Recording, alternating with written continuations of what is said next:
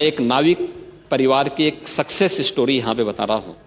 ये नाविक परिवार जिनके पास 130 नौकाएं थी, 45 दिनों की अवधि में इन लोगों ने शुद्ध बचत की है 30 करोड़ रुपए की।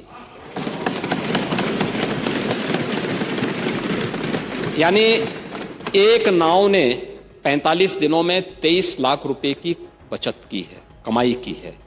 प्रतिदिन की अगर आप उनकी बचत देखेंगे तो यह लगभग 50 से लेके 52,000 पर डे की उनकी इनकम थी एक नाव की।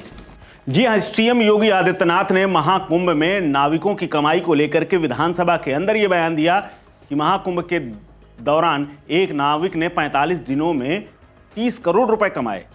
और जिस पिंटू महारा और उनके परिवार की बात की, अब उस पिंटू महारा की जो कहानी सामने आई है वो आपको चौंका देगी।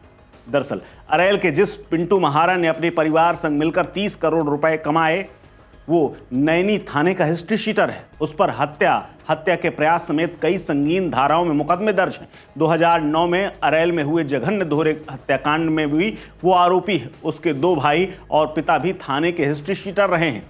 पिंटू अरेल निवासी बच्चा महारा के तीसरे नंबर के बेटे हैं। उसके पिता बच्चा पर कई मुकदमे दर्ज थे और जेल से वो निरुद्ध है। और इसी दौरान उसकी इलाज जब हो रहा था उसकी मौत हो गई थी। उसका बड़ा भाई आनंद महारा का भी आपराधिक रिकॉर्ड है और कई साल पहले 2 अन्य लोगों समेत उसकी यमुना नदी के बीच नाव में हत्या कर दी गई थी। पिंटू से बड़ा भाई अरविंद महारा भी नैनी थाने का हिस्ट्री शीटर था और है अभी। पिंटू पर 1 दर्जन से ज़्यादा मुकदमे दर्ज हैं। इसमें हत्या का प्रयास, बलवा, बमबाजी, फायरिंग समेत कई संगीन धाराओं में मुकदमे शामिल हैं। 2009 में नैनी के लोकपुर में हुए सनसनीखेज दोहरे हत्याकांड में भी अपने भाई अरविंद और परिवार के 2 अन्य युवकों समेत नामजद हुआ था और गिरफ्तारी के बाद उसे जेल हुई थी। इसमें अनिरुद्ध उर्फ बर्रू निषाद और उसके छोटे बेटे छगन निषाद को रास्ते में रोक करके 2 गाड़ियों से आए हमलावरों ने बम गोलियों से भून दिया था। उसके बाद 2017 में हत्या के एक और मुकदमे में पिंटू नामजद हुआ था। बर्रू हत्याकांड का वादी उसके बेटे गगन निषाद पर 2017 में बम और गोलियों से हमला हुआ था। उसमें कुल 3 लोग जख्मी हुए थे, जिसमें एक की मौत हो गई थी। 28 अगस्त 2022 को उसके खिलाफ दारागंज थाने में एक और मुकदमा दर्ज हुआ था। आरोप लगा कि सोनभद्र जेल में रहने के दौरान उसने बर्रू निषाद के परिवार को धमका करके गवाही अपने पक्ष में करा ली थी। मामले की शिकायत जिला जज को भेजी गई। इसके बाद एक ऑडियो भी भेजा गया था। लेकिन दूसरी तरफ नाव चलाने को लेकर के वो चर्चा में आया। सीएम योगी आदित्यनाथ ने विधानसभा के अंदर नाम लिया, लेकिन इसी नाविक और नाव चलाने को लेकर के इसके ऊपर रंगदारी मांगने तक का आरोप लगा।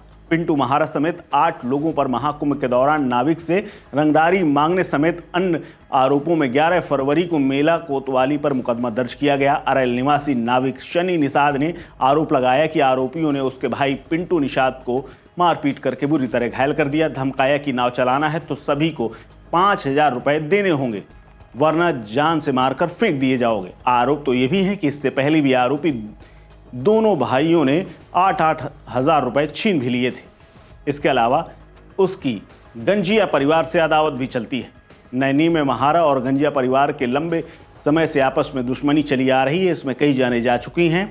इसमें महारा परिवार पर हमले हुए तो पप्पू गंजिया को भी जान से मारने की कोशिश हुई। आनंद की हत्या में पप्पू गंजिया का नाम आया तो कई साल पहले गऊ घाट से चौतरफा घेर कर पप्पू पर बम और गोलियों से हमला किया गया था, जिसमें वो बाल बच गया था। उधर बर्रू निषाद की हत्या के बाद उसके बेटे गगन पर भी महारा परिवार लगातार नजर बनाए हुए है और उससे भी रंजिश चल रही है। यानी जिसका नाम विधानसभा के अंदर जोर शोर से मुखिया योगी आदित्यनाथ ने लिया, अब वही हिस्ट्री शीटर निकल आया। अब ऐसे में सवाल ये भी है कि क्या सीएम के सलाहकारों ने जिस व्यक्ति का नाम विधानसभा में सीएम के मुंह से बुलवाया है, क्या उसकी कोई पहले से पड़ताल नहीं की थी? क्या उसकी वसूली का गैंग जो नाविकों के द्वारा और नाविकों से वसूला जा रहा था, क्या उसकी कोई पड़ताल नहीं हुई? जिसके ऊपर इतने मुकदमे हों, उसकी इतनी तारीफ कैसे कराई जा सकती है? ये अपने आप में बड़ा सवाल है और 30 करोड़ रुपए कमाने पर भी सवाल है कि क्या वाकई में चप्पू चलाकर के ये 30 करोड़ रुपए कमाए गए या फिर उन्हीं नाविकों से पूरे महाकुंभ में वसूली हुई। इस खबर में फिलहाल इतना ही। अपडेट्स के लिए बने रहिए वन इंडिया हिंदी के साथ। नमस्कार।